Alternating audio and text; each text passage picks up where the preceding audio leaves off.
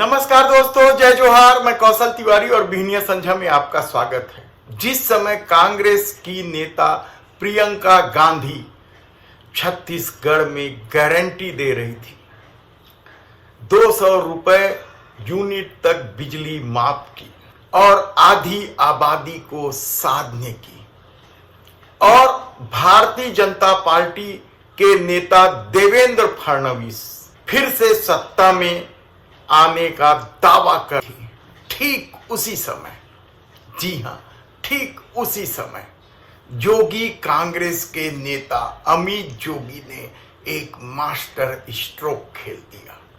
यह master stroke इतना चौंकाने वाला था कि कांग्रेस से लेकर भाजपा और तमाम राजनीति में रुचि रखने वाले भी चौंक गए।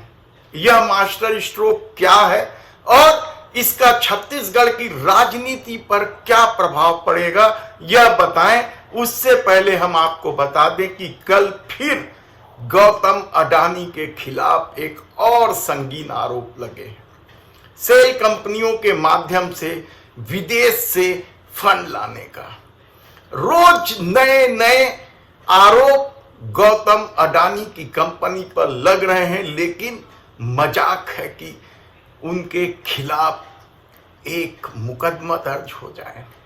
जब तक मोदी सरकार है क्या, तब तक गौतम अडानी की तमाम गलतियों को माफ कर दिया जाएगा, उन्हें क्लीन चिट दे दिया जाएगा। अदालत भी उनके मामले में ढिलाई बरतेगी। कहा तो यहां तक जा रहा है कि जिस तरीके के आरोप गौतम अडानी पर लगे हैं, वह आरोप यदि टाटा, बिरला या किसी और भी बड़े कारपोरेट घराने पर लगे होते तो वे जेल के सलाखों के पीछे होते, लेकिन इस मामले में जेल की सलाख की बात तो दूर, मुकदमा तक दर्ज नहीं हो रहा। दूसरी तरफ जीडीपी को लेकर धोखाधड़ी का आरोप कांग्रेस ने भारतीय जनता पार्टी पर जबरदस्त ढंग से लगाए हैं। हालत यह है कि मोदी सरकार के खिलाफ घपले, घोटाले, भ्रष्टाचारियों को संरक्षण देना, अपराधियों को संरक्षण देने का जो आरोप है, उसकी फेहरिस्त बढ़ते ही जा रही है और मोदी सरकार 2024 कैसे जीत ले, इसकी तैयारी में लगी है। पांचों राज्यों में तो उनकी स्थिति बेहद खराब है और शायद यही वजह है कि यह बात अब भारतीय जनता पार्टी भी स्वीकारने लगी है। स्थिति बेहद नाजुक है। ऐसी परिस्थिति में हम आज बात करेंगे छत्तीसगढ़ की राजनीति में क्या होने वाला है। छत्तीसगढ़ की राजनीति में 15 दिन पहले तक कहा जा रहा था कि यहां लड़ाई केवल भारतीय जनता पार्टी और कांग्रेस के बीच है। भारतीय जनता पार्टी ने स्वयं को लड़ाई में शामिल करने के लिए कई तरह के दांव खेले, यहां तक कि छत्तीसगढ़ के मुख्यमंत्री भूपेश बघेल के खिलाफ उनके भतीजे विजय बघेल को उतारकर राजनीति में गर्मी लाने की कोशिश की, लेकिन कांग्रेस अब तक एक तरफा चल रही थी। लेकिन 15 दिन बाद जब दोनों राजनीतिक दलों ने टिकट वितरण कर अचानक जोगी कांग्रेस में उफान आ गया। यह उफान इसलिए आया कि दोनों दलों के बगावती तेवर वाले या दोनों दलों से नाराज लोग बड़ी संख्या में जोगी कांग्रेस में आने लगे और अचानक एक बार फिर जोगी कांग्रेस की पूछ परख बढ़ गई और इस पर अमित जोगी ने नामांकन दाखिल करने के आखिरी दिन जो मास्टर स्ट्रोक खेला, वह बेहद ही चौंकाने वाला है। अमित जोगी अचानक कल पाटन पहुंच गए, वही पाटन जो छत्तीसगढ़ के मुख्यमंत्री भूपेश बघेल का विधानसभा क्षेत्र है, जहां से भारतीय जनता पार्टी ने उनके भतीजे विजय बघेल को उतारकर भूपेश बघेल को चुनौती देने की कोशिश की। उसी पाटन में कल जोगी कांग्रेस के नेता अमित जोगी ने नामांकन दाखिल कर दिया। हालांकि वे भीड़ भाड़ से दूर चुपचाप जाकर नामांकन दाखिल किया गया और उनके वहां से चुनाव लड़ने की संभावना पहले से ही जताई जा रही थी। तो क्या इस मास्टर स्ट्रोक का असर छत्तीसगढ़ की राजनीति पर पड़ेगा? यकीनन। कहा तो यहां तक जा रहा है कि अमित जोगी के पाटन से चुनाव लड़ने की घोषणा के साथ ही छत्तीसगढ़ जोगी कांग्रेस के कार्यकर्ताओं में जबरदस्त उत्साह है। कल रायपुर दक्षिण से भी प्रदीप साहू युवा नेता ने जबरदस्त रैली निकालकर नामांकन दाखिल किया। हालांकि कांग्रेस के भी तमाम बड़े नेता ने रायपुर में नामांकन दाखिल किया। शक्ति प्रदर्शन से भारतीय जनता पार्टी भी पीछे नहीं रही। महाराष्ट्र के उप मुख्यमंत्री देवेंद्र फडणवीस भी इस नामांकन रैली में शामिल हुए।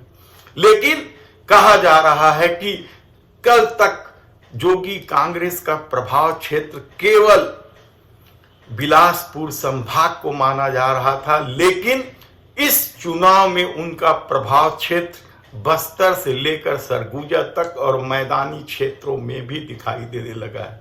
हम विस्तार से बताएंगे कि पहले चरण के 20 सीटों पर होने वाले चुनाव में जोगी कांग्रेस कहां-कहां प्रभावी मुद्रा में है या प्रभावी स्थिति में है। नवनीत चांद, भरत कश्यप, कई नाम है इस फेरिस्त में जिनके जीतने की संभावना व्यक्त की जा रही है।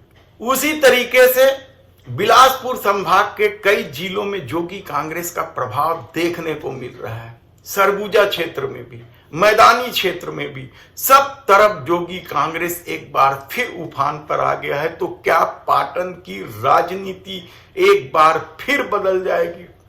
कहना कठिन है, क्योंकि भूपेश बघेल ने जिस तरीके का काम किया है उससे पाटन में उन्हें हरा पाना दूर की कौड़ी माना जा रहा है।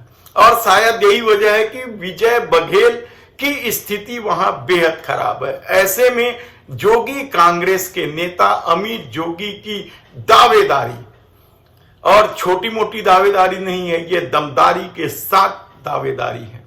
और कहा जा रहा है कि जिस तरीके से वहां दूसरे समाज के लोगों को साधने की कोशिश अमित जोगी ने की है, वह परिणाम के बेहद ही और एक ही झटके में भारतीय जनता पार्टी को वहां तीसरे नंबर पर ढकेल दिया है, ऐसी चर्चा।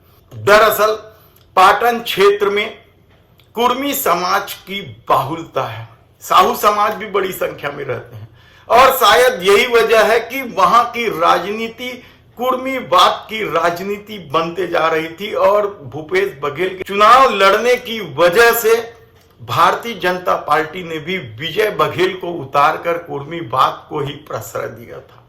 लेकिन वहां रहते तो दूसरे समाज के लोग भी हैं, बड़ी संख्या में आदिवासी भी रहते हैं, 10,000 से ऊपर उनकी संख्या है। दलित समाज की भी संख्या 40,000 से ऊपर बताई जा रही है। साहू समाज भी 50,000 से ऊपर की संख्या में। ऐसी परिस्थिति में क्या कुर्मीवाद के खिलाफ कोई नया खेल खेल दिया जाएगा और अमित जोगी उस बात के साथ आगे बढ़ेंगे? हालांकि अमित जोगी का कहना है कि वे छत्तीसगढ़िया बात के सहारे चल रहे हैं। वे शराब दुकान की जगह दूध दुकान खोलने की नीयत से चल रहे हैं। उनकी लड़ाई ना तो कांग्रेस से है ना भारतीय जनता पार्टी से है, उनकी लड़ाई गरीबी के खिलाफ है। ऐसी परिस्थिति में पाटन में जब अमित जोगी ने अपना दावा ठोक दिया है, तब क्या छत्तीसगढ़ की राजनीति अचानक बदल गई है? यकीनन। कहा जा रहा है कि जिन क्षेत्रों में जोगी कांग्रेस कठिन दौर से गुजर रही थी, अचानक अमित जोगी के इस फैसले की वजह से कार्यकर्ताओं में उत्साह जागने लगा है और कई सीटें जहां वह पिछड़ रही थी, अचानक सबसे आगे निकलती चले जा। ऐसी परिस्थिति में आने वाले दिनों में क्या कुछ होगा? जोगी कांग्रेस रायपुर दक्षिण में किस तरीके से बृजमोहन अग्रवाल का खेल खराब करेंगे? जोगी कांग्रेस किस तरीके से शिव डहरिया जो मंत्री हैं उनका खेल खराब करेंगे। जोगी कांग्रेस और भारतीय जनता पार्टी के किन किन दिग्गजों का खेल खराब कर रहे हैं हम आपको बताते रहेंगे। धन्यवाद।